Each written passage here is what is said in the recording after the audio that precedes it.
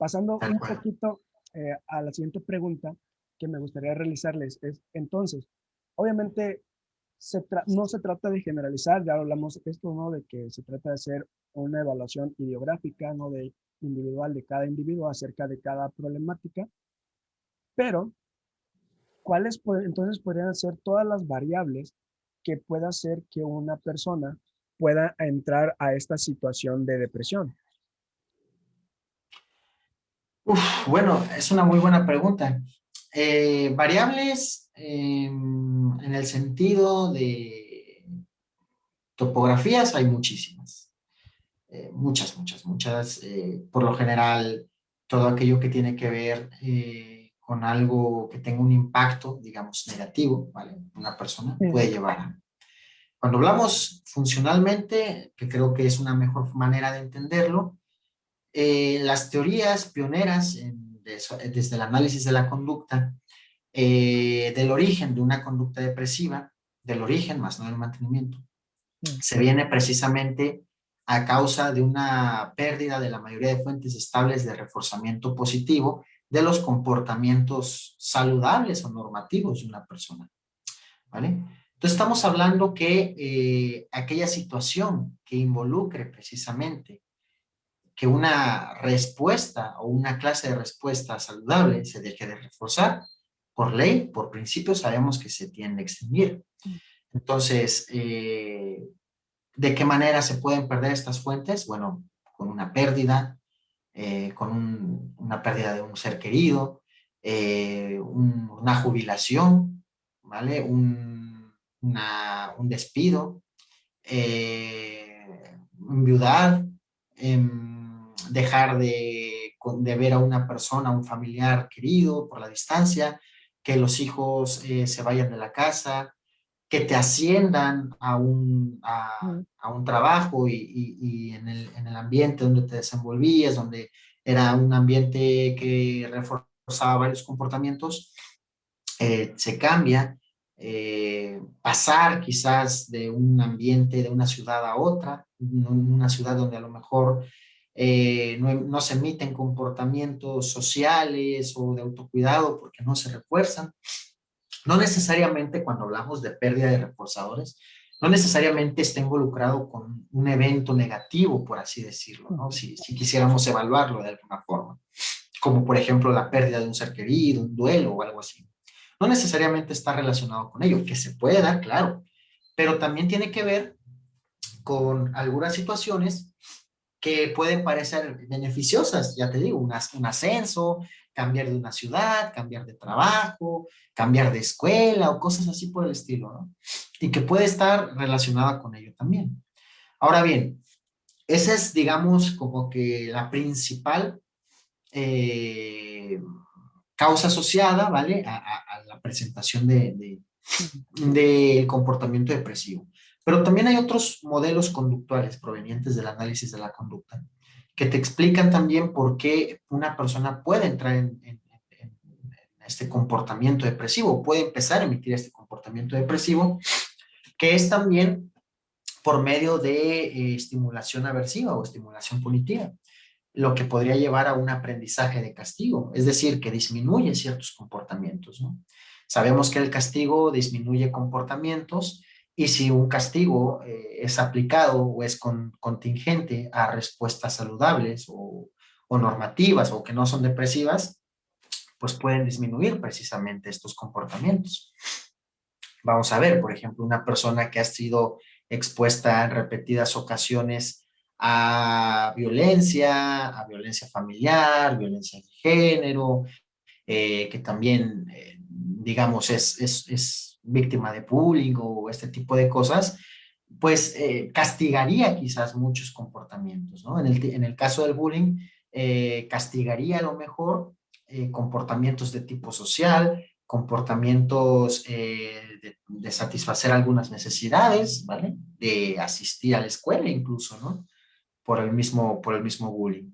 En el caso de la violencia familiar, por ejemplo, ¿no? Vamos a decir, si un integrante de la familia que está siendo violentado por hacer cosas que para él, que para esa misma persona, resultan satisfactorias, ¿vale? Algún hobby, algún deporte, hacer algo concretamente, cocinar algo, qué sé yo, y por ello recibe algún tipo de violencia, no necesariamente golpes, desde luego, algún tipo de violencia. Puede castigar esos comportamientos, ¿no? Entonces, al castigar estos comportamientos, la frecuencia de todos ellos irían disminuyendo a tal grado que se irían dejando de presentar. Y por lo mismo de la experiencia de que ha habido una estimulación aversiva, un castigo a determinados comportamientos, ante determinadas señales, estos comportamientos dejan de emitirse. Es decir, ante unos estímulos delta, ¿no?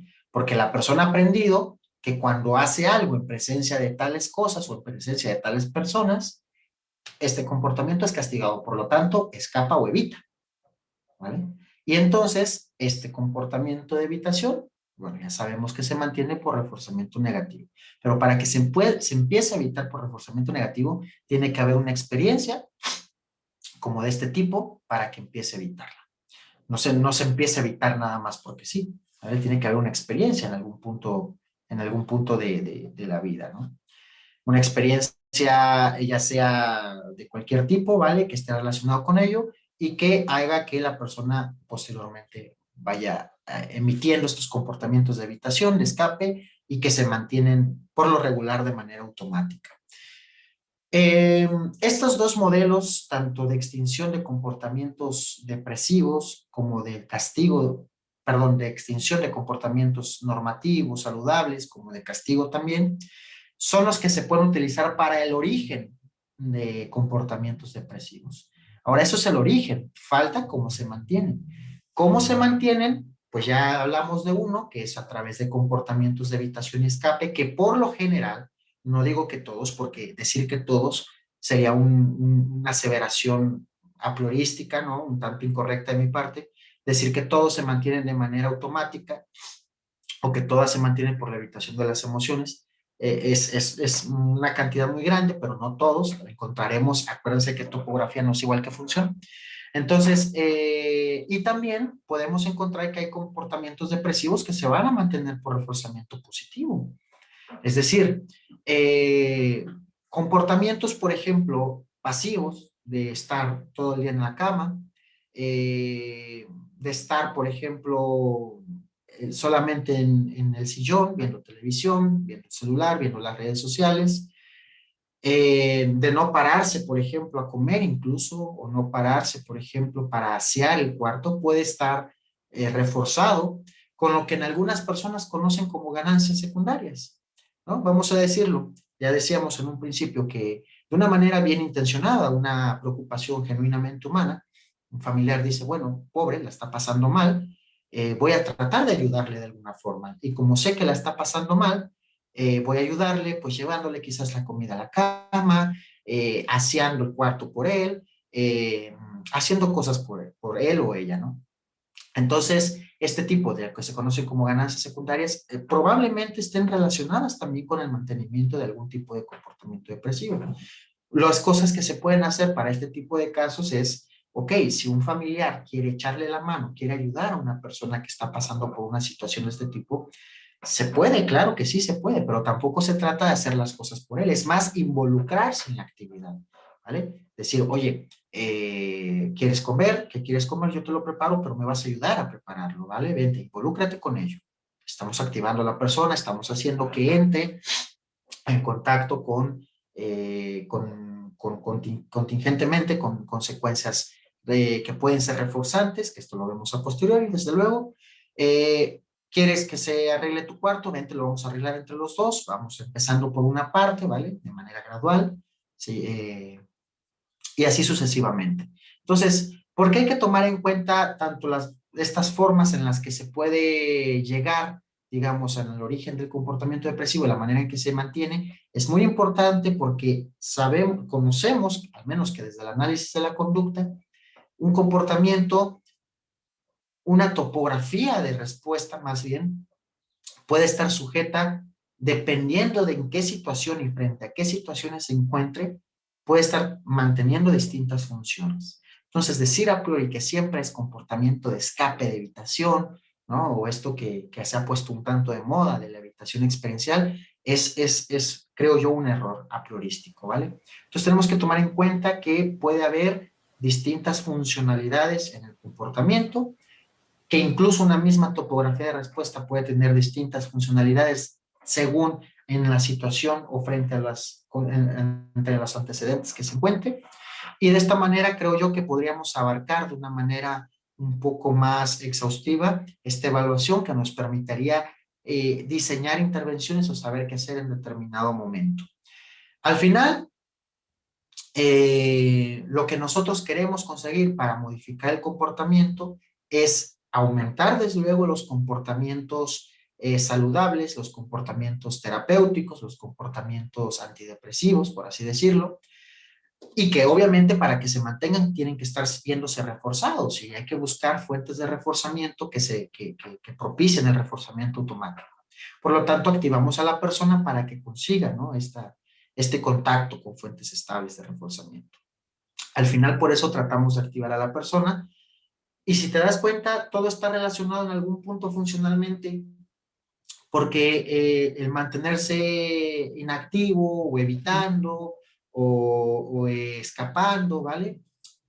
Sea que se mantenga por reforzamiento negativo o positivo, impide el contacto con estas fuentes estables de reforzamiento positivo, que en un principio pueden ser el origen, porque también cuando una conducta es castigada, al ser castigada y no presentarse, pues no tiene contacto con estas fuentes estables de reforzamiento positivo. ¿Sí me explico? Sí, Entonces, tenemos que buscar la manera en que la persona se vaya activando, ¿vale? Y vaya teniendo contacto de estas conductas proterapéuticas, saludables, que la persona ya de por sí hacía, o quizás unas nuevas, que no existían en ese repertorio, y que tengan ese contacto con fuentes estables de reforzamiento positivo de manera automática para que puedan mantenerse y se puedan generalizar tanto en el tiempo como entre contextos como entre respuestas. Entonces, básicamente eso es lo que se asume, digamos, en el análisis de la conducta. sí. Creo que todo esto que mencionas es sumamente importante, ¿no? De identificar o al hacer una buena evaluación, como ya lo mencionas, ¿no? De todas estas variables que puedan ser el origen, como ya lo mencionas, ¿no? La pérdida de reforzamiento. Y bien mencionabas un ejemplo que tú dices, está sucediendo algo que es más apetitivo, en este caso un ascenso, ¿no? Pero si evaluamos de manera adecuada, a lo mejor podemos observar que sí está ascendiendo, pero que está perdiendo también otras fuentes de reforzamiento. Por ejemplo, la interacción que puede tener con sus compañeros donde actualmente tenía, pues ya no la va a tener en el otro posición en la cual ahora está, ¿no? Y también mencionabas un poquito sobre estos también cómo se mantienen, ¿no? Y también otro poquito sobre el castigo que también puede dar pie a un suceso o a un problema de depresión, ¿no? Entonces, al realizar toda la evaluación de manera funcional, te permite a ti como clínico dar una explicación también causal del origen, pero también del mantenimiento de estos comportamientos depresivos. Y creo que es una herramienta como clínico sumamente importante que debemos utilizar sí o sí